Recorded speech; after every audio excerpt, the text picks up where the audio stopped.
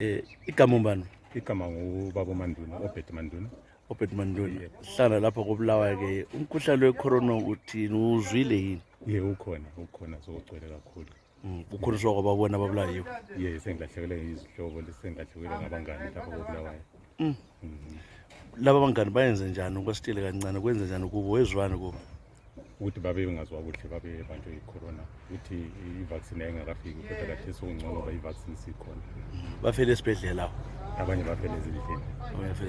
Kambe nxa ukhangele abantu lapha uhamba khona njengona ungumuntu ohamba kangaka, bakhona yini osukwababona ukuthi abantu bathini sebekwazi ukuthi umkhuhlane ukhona? Abantu sebekwazi. Okuhluphayo ukuthi kakhulu lapha koBulawayo ukuthi abantu baphila ngokuthengisa, baphila ngokusebenza, so abasakhangele, abasananzeleli ukuthi isikhathi kumele si-sanitize, kumele siyenze i-social distance lokunye okuvikelayo.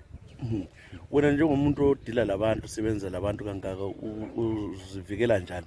Sifuna labantu abemakhaya babone ukuthi lanxa usebenza kanje uyazivikela.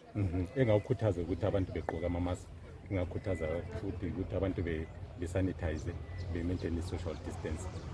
Ungazwa kuhle, ungcono ugijimele esibhedlela uyothola usizo, uyothola uncedo.